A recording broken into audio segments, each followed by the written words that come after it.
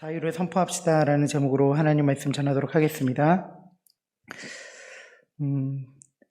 요즘 세대는 세대 변화에 따라서 각종 신조어들이 많이 사용되고 있습니다. 요즘 근데 저희들이 사용하는 저희라고 하면 안 되죠. 저도 못 알아먹는 게 많이 있는데 우리 좀 젊은 세대들 그리고 어린 친구들이 사용하는 신조어들은 좀 못 들을 것들이 너무나 많이 있습니다. 그래서 많은 분들은 이런 신조어 사용들에 대해서 세대 차이를 느끼는 경우가 많이 있는데요.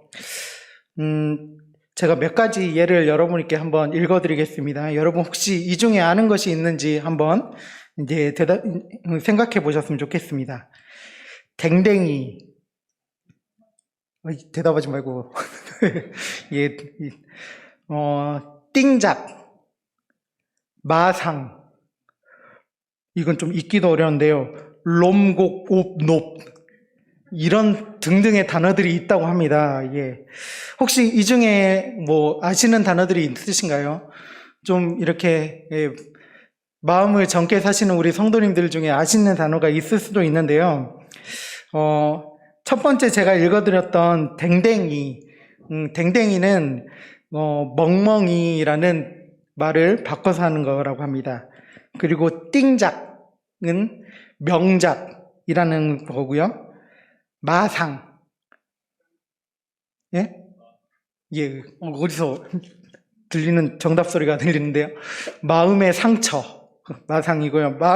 마지막에 있던 롬곡옵높이라는 단어가 있습니다. 예, 이거는 그 폭풍 눈물을 거꾸로 뒤집어가지고 이렇게 쓰면 이 단어가 된다고 합니다. 재밌는 단어가 많죠. 요즘 저도 가끔씩 인터넷 하다 보면 이제 아예 새로운 단어들이 너무나 많이 있어서 차이들을 많이 느끼곤 합니다. 이런 신조어들을 사용하고 특히나 TV 예능 같은 데에서 이런 것을 가지고 나와서 뭐 테스트를 한다든지 뭐 그런 것을 보면 이제 참 세대 차이를 느끼게 되실지도 모릅니다. 그런데 여러분, 이런 신조어는 지금을 살아가고 있는 이 시대에만 있는 것은 아니었을 겁니다. 우리가 지금은 너무 잘 알고 있고 그리고 너무 편하게 쓰고 있는 단어들 중에서도 이 단어가 처음에 등장했을 때는 그때 당시에 어른 세대와 젊은 세대를 나누는 신조어였을지도 모르는 단어들이 있기 때문입니다. 여러분, 지금은 자연스럽게 사용하고 있는데 무주, 진안, 장수 이 세 군데를 합쳐서 부를 때 뭐라고 부르세요? 무진장이라고 부르시죠. 그런데 처음부터 이렇게 무진장이라고 부르지 않았을 거예요. 누군가가 어떤 좀 젊은 생각을 가지셨던 분이나 아니면 젊은이가 이 무주, 진안, 장수 세 군데를 합쳐서 짧게 부르려고 처음에 무진장이라는 단어를 만들어내고 생각해냈을 거예요. 그리고 그 단어를 사용했을 때 이 무진장이라는 단어의 뜻을 모르는 사람들은 이 무슨 말을 하는 거야? 라고 물어봤을지도 모릅니다. 하지만 시대가 지나고 이제 언제부터 그 단어가 사용되었을지 모르는 지금 상황에선 우리는 너무나도 자연스럽게 무진장 하면서 무주, 진안, 장수를 엮어서 이야기하곤 합니다. 이런 수많은 신조어들 이제 나중에 되면 우리에게 너무나도 자연스럽게 다가올지도 모릅니다. 그런데 이런 신조어들 중에 몇 년 전에 유행했던 단어가 하나가 있습니다. 워라벨이라는 단어인데요. 이 단어는 영어의 work-life balance라는 단어의 첫 소리 나는 work의 워, life의 라, balance라는 단어의 벨, 이 세 개의 단어를 줄여서 만든 신조어입니다. 노동에 지친 현대 젊은 세대들이 일과 삶의 적절한 조화를 이루는 삶을 살아가고 싶다라는 의미에서 만들어진 단어인데요. 일과 휴식이 적절히 이루어지지 못해서 삶이 많이 힘들고 지쳐있던 젊은이들이 이제 조금은 좀 일에 지치지 않고 치이지 않고 살아가면서 이제 행복하고 싶다라는 그런 개념에서 만들어진 단어입니다. 그런데 성경을 읽다 보면 이 워라벨이라는 개념은 현대 갑자기 만들어진 것이 아닌 것을 알게 됩니다. 일과 라이프, 삶, 쉼의 이제 밸런스, 이 균형을 잡아가는 것. 이것은 지금 현재 시대에 그냥 만들어진 것이 아니라 창조의 때부터 하나님께서 우리에게 주어주신 것임을 여러분이 잘 아실 겁니다. 하나님께서 세상을 창조하시고 우리는 잘 알다시피 7일째 되는 날 안식하셨습니다. 다 함께 영상으로 창세기 2장 2절에서 3절 말씀 함께 보도록 하겠습니다. 네, 시작. 하나님이 그가 하시던 일을 일곱째 날에 마치시니 그가 하시던 모든 일을 그치고 일곱째 날에 안식하시니라. 네. 네, 제가 방송팀에 뭔가 조금 잘못된. 네. 창세기 2장 2절에서 3절까지 말씀입니다. 예. 제가 읽어드리겠습니다. 한번 들어보십시오. 창세기 2장 2절에서 3절. 하나님이 그가 하시던 일을 일곱째 날에 마치시니 그가 하시던 모든 일을 그치고 일곱째 날에 안식하시니라. 하나님이 그 일곱째 날을 복되게 하사 거룩하게 하셨으니 이는 하나님이 그 창조하시며 만드시던 모든 일을 마치시고 그날에 안식하셨음이니라. 아멘. 하나님께서는 창조 활동을 모두 마치시고 그날 안식하셨습니다.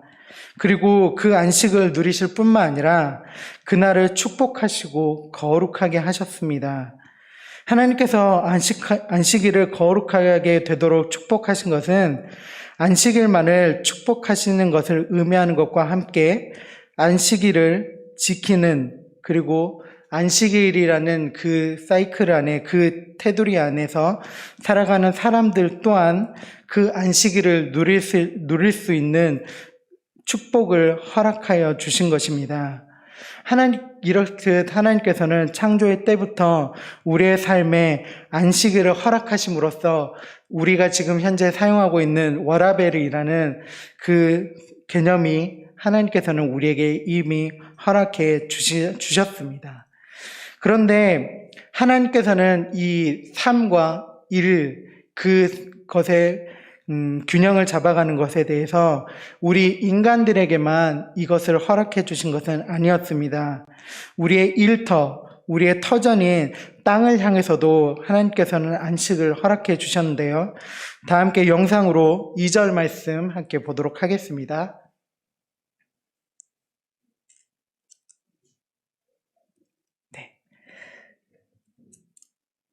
네. 네, 2절 말씀도 제가 읽어드리도록 하겠습니다. 우리 청년들이 오늘 처음으로 방송실을 하다 보니까 약간 많은 부분에서 실수가 있을 수도 있는데, 그 부분은 조금 이해해 주셨으면 좋겠습니다. 2절 말씀 제가 읽어드리도록 하겠습니다. 이스라엘 자손에게 말하여 이르라. 너희는 내가 너희에게 주는 땅에 들어간 후에 그 땅으로 여호와 앞에 안식하게 하라.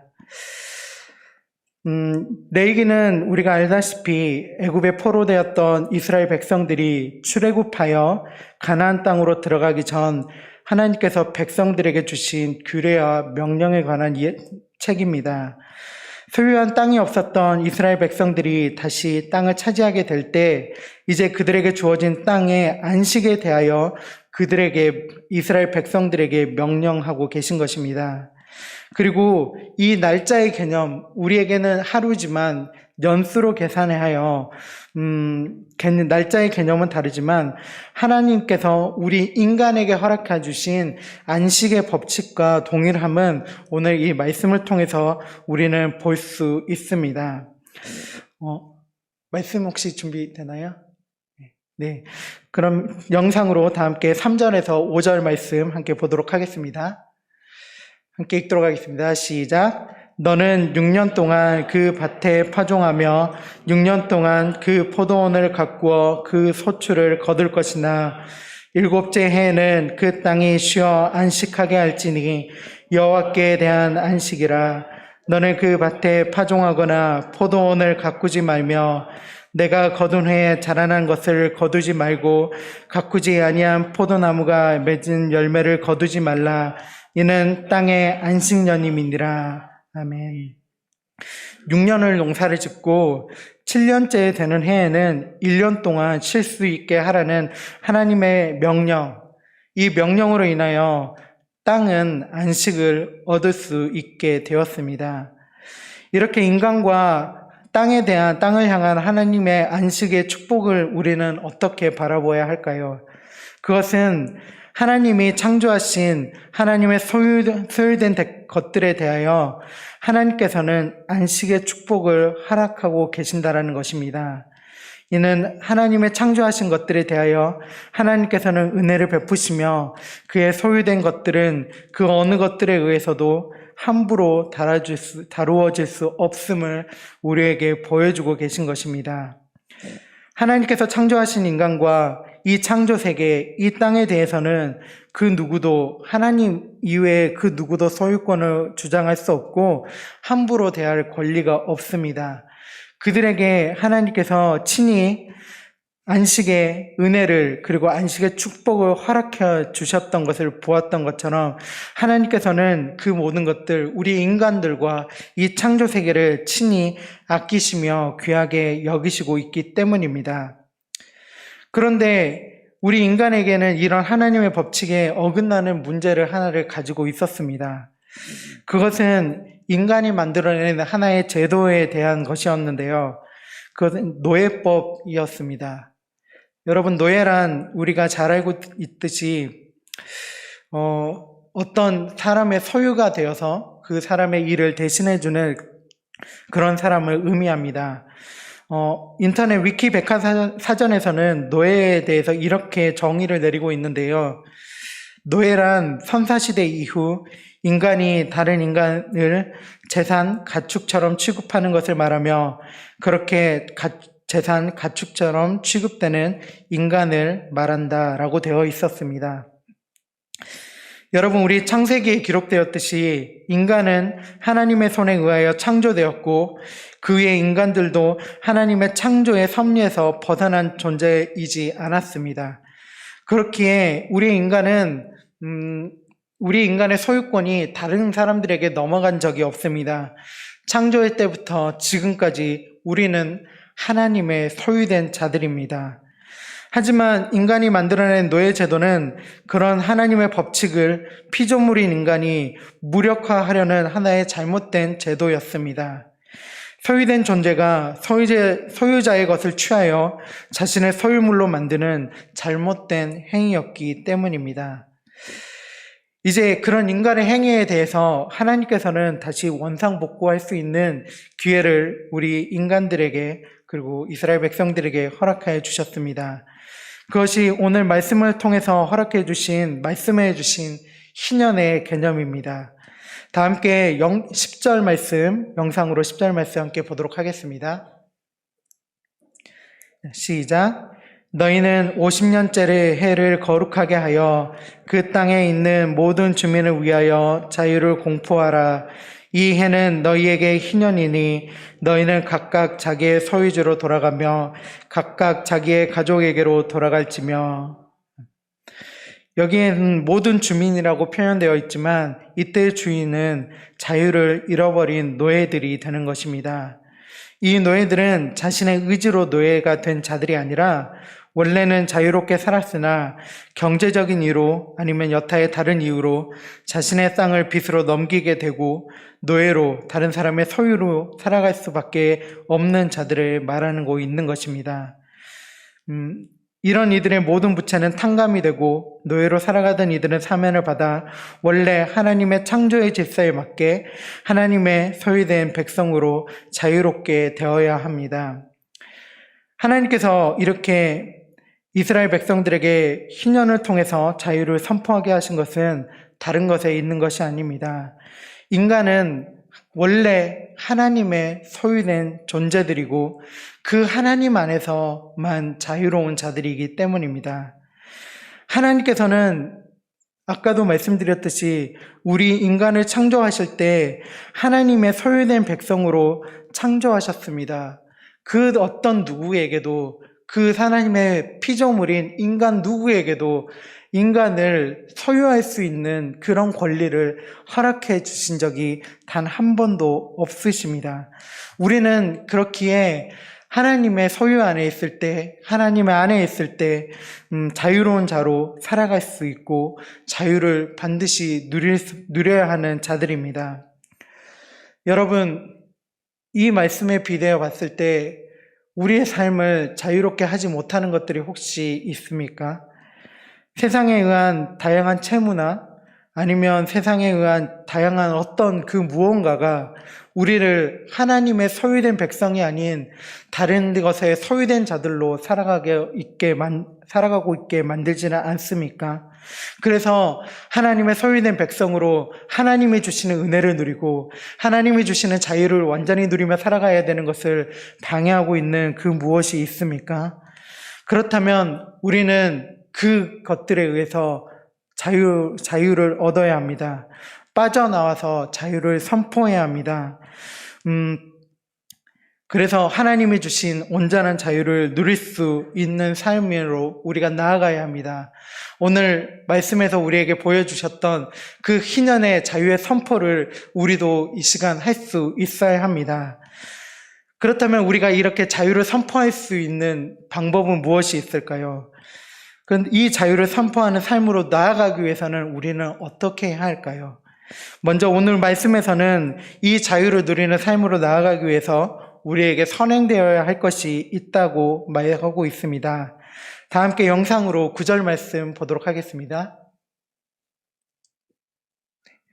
네, 시작. 일곱째 달 열흘날은 속죄일이니 너는 뿔나팔 소리를 내되 전국에서 뿔나팔을 크게 불지며. 아멘. 이 자유의 선포인 희년은 말씀에서는 50년마다 한 번씩 돌아온다라고 하고 있습니다. 그리고 이 희년은 앞에서 서두에서도 언급했던 땅의 안식년의 주기인 안식년의 주기가 7번 돌아오고 난 그 다음 해라고 말씀은 설명하고 있는데요. 이 희년이 되기 전 마지막 안식년, 그러니까 49년째 일곱째 달 열흘날을 속죄일로 하나님께서는 선언하고 있습니다. 이날은 전국에서, 이스라엘 전역에서 뿔나팔을 모든 사람들이 나와서 크게 불고 이 뿔나팔 소리에 맞춰서 각자 개인의 죄를 기억해내고 속죄하는 날입니다. 이 날이 되면 이스라엘 전역에서는 모든 뿔나팔 소리가 가득하고 모든 이들은 엄숙히 자신의 죄를 고백하고 용서를 구합니다. 그리고 이날 이 모든 속죄의 과정들이 다 마치고 난 이후 49년이 지난 50년이 되는 해에 사람들은 드디어 자유를 선포할 수 있게 되는 것입니다. 그렇습니다. 우리가 참으로 우리의 자유를 선포하기 위해서는 먼저 하나님 앞에 우리의 모든 죄의 용서를 구해야 합니다. 그 모든 것들이 용서를 구하는 것이 먼저 선행이 되어야 합니다. 그 모든 죄들은 우리가 알고 지은 죄이든 우리가 무의식 중에 자연스럽게 나온 죄이든 그 모든 것에 상관없습니다. 하나님께서 내게 생각나게 하시는 하나님의 말씀에 어긋난 삶, 그리고 하나님께서 하지 말라고 하셨던 그런 죄악된 모습들이 내 안에 있었다면, 그리고 나의 하나님 앞에 연약한 모습들이 있었다면 그 모든 것들을 하나님 앞에 아뢰어야 합니다. 그리고 난 이후에야 그 모든 다른 과정들이 가능한 것이기 때문입니다. 예수님께서는 제자들에게도 이렇게 말씀하셨습니다. 만약 너희가 예배하러 나와서 너희 이웃과 다투거나 잘못한 일이 생각나거든 당장 그 자리에서 일어나 먼저 그 이웃과 화해하고 용서를 구하고 난 이후에 와서 예배를 드리라고 우리에게 말씀하셨습니다. 우리가 하나님 앞에 나오기 위해서는 그만큼 우리의 죄를 용서를 구하고 나오는 것이 너무나 중요한 것입니다. 이 땅에 기독교 역사 속에 수많은 일들이 있었지만 많은 성도님들과 그리고 많은 우리 교회에 다니시는 분들이 기억하고 있는 가장 큰 사건 중에 하나는 1907년에 평양에서 일어났었던 대부흥 운동일 것입니다. 이 대부흥운동 때 수많은 사람들이 하나님 앞에 돌아왔고 많은 교회들이 많은 부흥을 맛보았습니다. 그런데 이 대부흥운동의 가장 핵심 그리고 가장 처음 시작은 한 사람의 죄의 고백에서 시작되었습니다.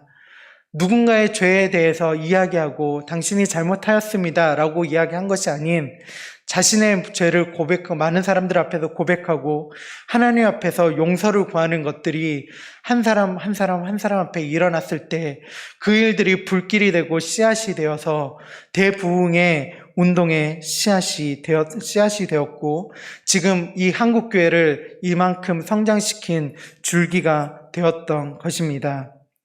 그렇기에 우리는 우리의 모든 죄를 하나님 앞에 먼저 아뢰어야 합니다. 우리가 우리의 모든 죄를 아뢰고 하나님 앞에 나아갔을 때 하나님께서는 이제 그때서야 우리에게 우리 자유를 선포할 수 있는 기회를 허락해 주실 것입니다. 그리고 우리가 모든 죄를 하나님 앞에 아뢰고 우리가 전심을 다해서 우리의 머리를 숙일 때는 하나님께서는 그 모든 죄를 용서해 주실 것입니다.